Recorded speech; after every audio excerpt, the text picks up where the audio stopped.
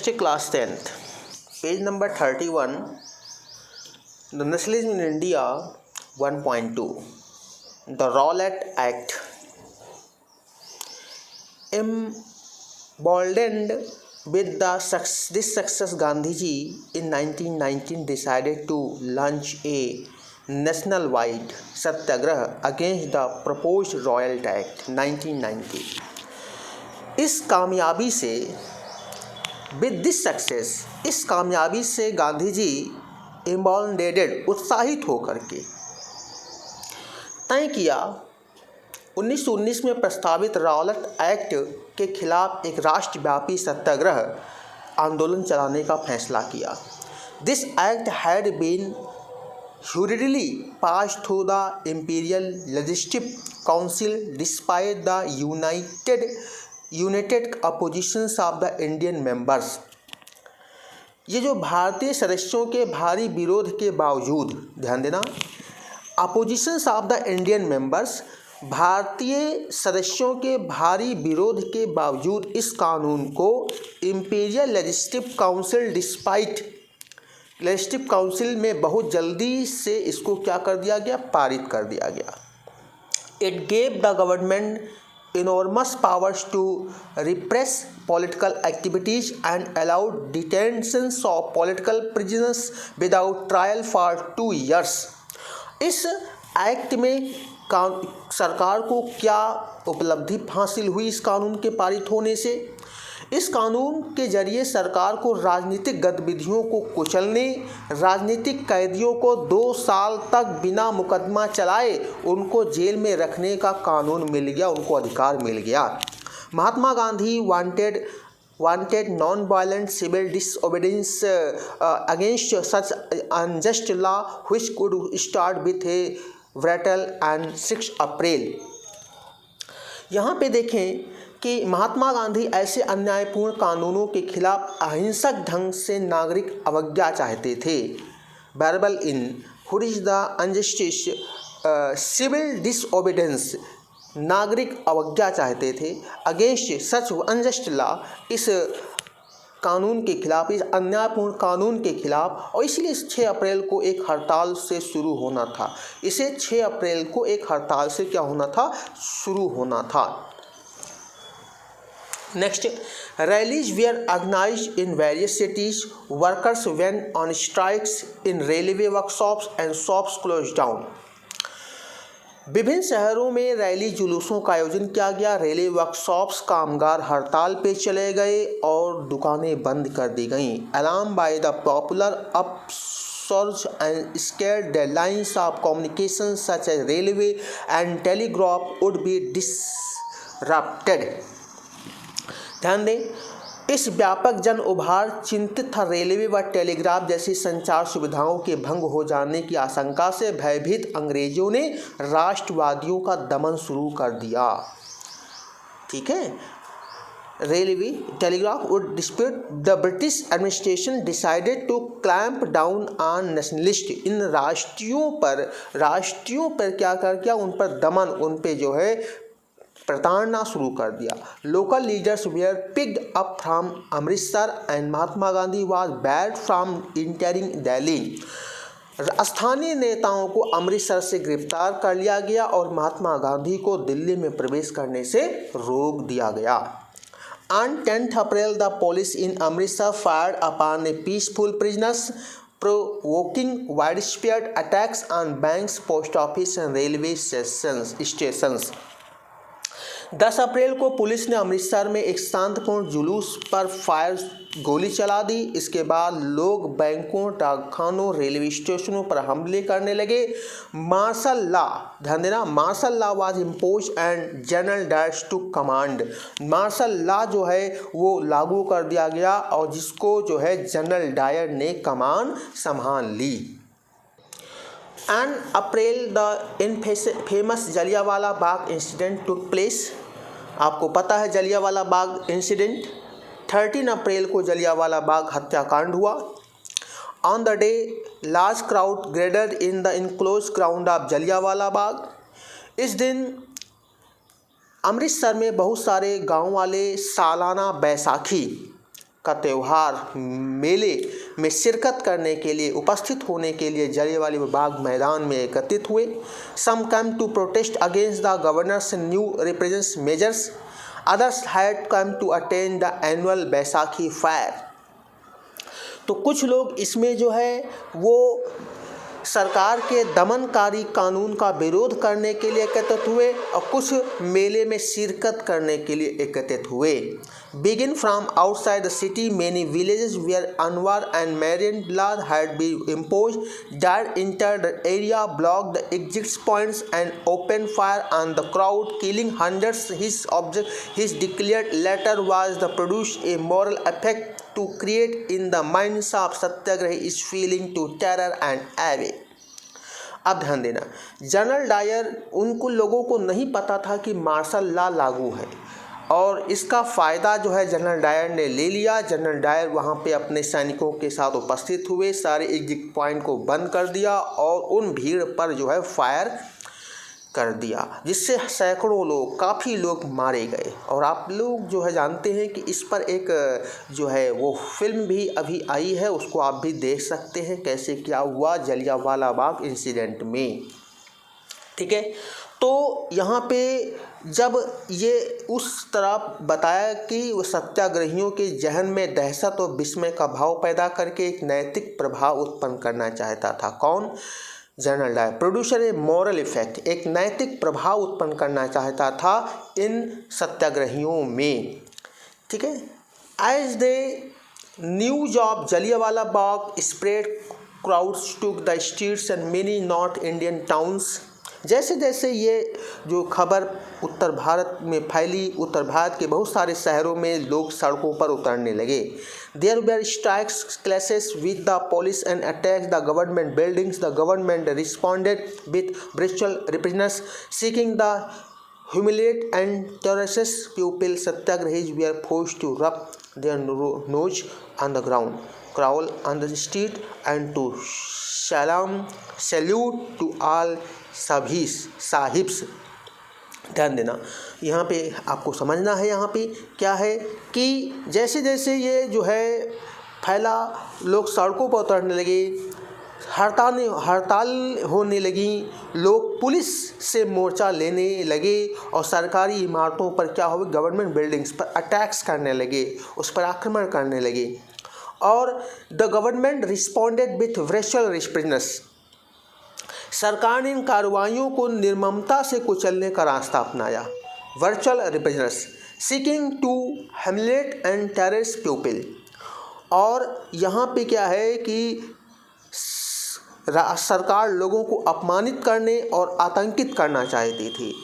The government responded with brutal repression, seeking to humiliate and terrorise, मतलब अपमानित करना चाहती थी और आतंकित करना चाहती थी पीपल सत्याग्रही लोगों को। Were forced to rub their nose, और उनको नाक को रगड़ने के लिए सड़क पर घिसट कर वो चलना होता था। उसके साथ साथ crawl to street and the salaam, और साहिब लोगों को सैल्यूट करना होता था, सलाम करना होता था। People were flogged and villages around Jallianwala in Punjab, now in Pakistan, were bombed, seeking violence spread. Mahatma Gandhi called off the movement. अब आप देखें कि लोगों को कोड़े मारे गए और गांव वो गुजरवाला पंजाब पे बम बरसाए गए जो अभी पाकिस्तान में है। और इस हिंसा को फैलते हुए महात्मा गांधी ने क्या किया कि इस आंदोलन को वापस ले लिया। Next, while the revolt Satyagraha had been a widespread movement, it was still limited mostly to cities and towns. भले ही रॉलेट सत्याग्रह एक बहुत बड़ा आंदोलन था, लेकिन अभी भी वह मुख्य रूप से शहरों और कस्बों तक ही सीमित था। Mahatma Gandhi now felt the need to launch the more broad-based movement in India. Mahatma Gandhi पूरे भारत में ज़्यादा जनाधार वाला आंदोलन खड़ा करना चाहते थे, but he was certain that no such movement could be organised without bringing the Hindu and Muslim close together. लेकिन वो ऐसा नहीं कर पाते क्योंकि उनको पता था कि जब तक हिंदू और मुस्लिम एक साथ नहीं आएंगे, इस आंदोलन को हम व्यापक रूप नहीं दे पाएंगे। One way of doing this he felt was the take of the Khilafat issue, और उन्हें लगता था कि खिलाफत का मुद्दा उठाकर वे दोनों समुदायों को नज़दीक ला सकते हैं। The first world war had ended with the defeat of Ottoman Turkey and there were new rumours that has peace treaty and going to impose on the Ottoman emperor, कि पहले विश्व युद्ध में ऑटोमन टर्की की हार हो चुकी थी। इस आशय की अफवाह फैली हुई थी कि इस्लामिक विश्व के आध्यात्मिक नेता खलीफा ऑटोमन सम्राट पर एक बहुत सख्त शांति संधि थोपी जाएगी। The spiritual had to Islamic world the Khalifa to defend the Khalifa's two temporal powers. A Khalifat committee was formed in Bombay in March 1919. ध्यान देना। अब खलीफा की तत्कालिक शक्तियों की रक्षा के लिए मार्च 1919 में मुंबई में एक खलीफात समिति का गठन किया गया। खलीफात का गठन किया गया। A young generation of Muslim leaders like the brothers Mohammad Ali and Shaukat Ali, और ध्यान देना, मोहम्मद अली और शौकत अली बंधुओं के साथ कई युवा मुस्लिम नेताओं ने इस मुद्दे पर संयुक्त जान कार्रवाई की संभावना तलाशने के लिए महात्मा गांधी के साथ चर्चा शुरू कर दी। अर्थात ये दोनों भाई अपने संगठन के साथ महात्मा गांधी से चर्चा करने लगे, उनके साथ मिल गए। ठीक है। At the Calcutta sessions of the Congress in September 1920, he convinced other leaders of the need to start a non-cooperation movement in support of Khalifat was well as be Swaraj. सितंबर 1920 में कांग्रेस के कलकत्ता अधिवेशन में महात्मा गांधी ने भी दूसरे नेताओं को इस बात पर राजी कर लिया कि खिलाफत आंदोलन के समर्थन और स्वराज के लिए एक असहयोग आंदोलन जो है वो शुरू किया जाना चाहिए। वाई नॉन कोऑपरेशन मीन्स, ध्यान देना, नॉन कोऑपरेशन मीन्स असहयोग। ठीक है, तो वाई असहयोग क्यों? In his famous book Hindu Swaraj 1909, Mahatma Gandhi declared the British rules were established in India with the cooperations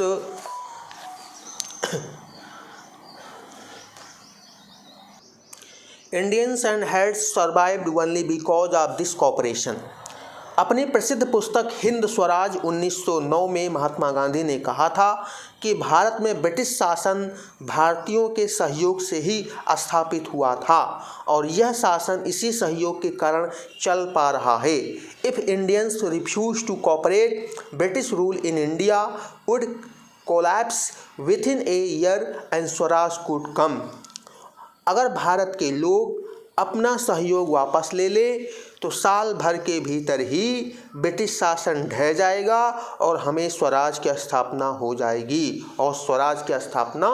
जाएगी अर्थात स्वराज वापस आ जाएगा। How could non cooperation become a movement? Gandhi ji proposed that the movement should unfold in stage in should begin with the surrender of tithes that the government awarded and boycott of civil services, army, police, courts of legislative councils, schools and foreign goods। देखें अब किस तरह से कैसे जो है वो असहयोग दिया जाने लगा, अर्थात क्या किया जाने लगा। असहयोग का विचार आंदोलन कैसे बन सकता था? गांधी जी का सुझाव था कि यह आंदोलन चरणबद्ध तरीके से आगे बढ़ना चाहिए। In should begin with the surrender of titles the government awarded, अर्थात जो, ध्यान से सुने, यहाँ पे जो सरकार ने लोगों को अवार्ड दिया है वो लोग अवार्ड को वापस करें। ठीक है।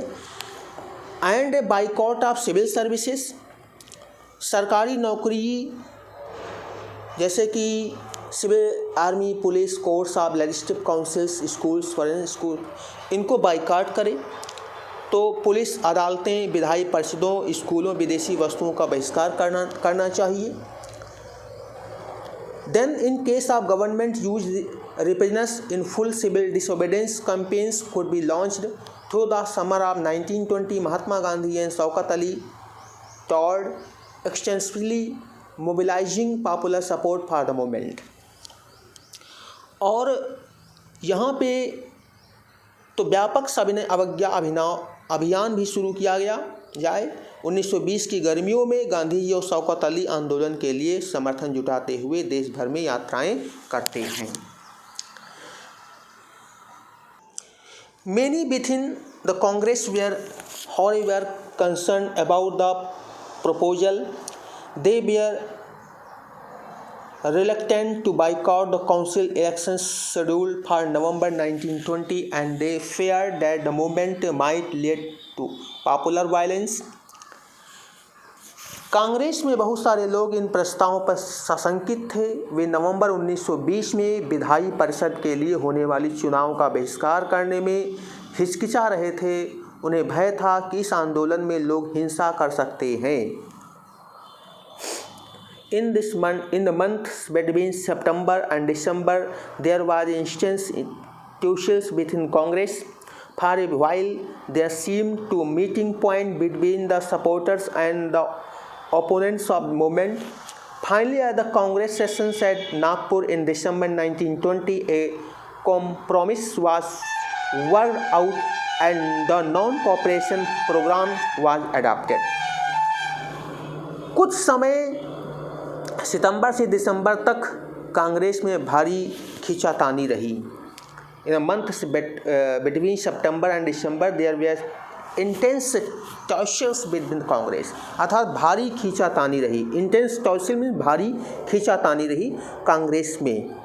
For a while there seem to meeting point between supporters and the opponents of the movement.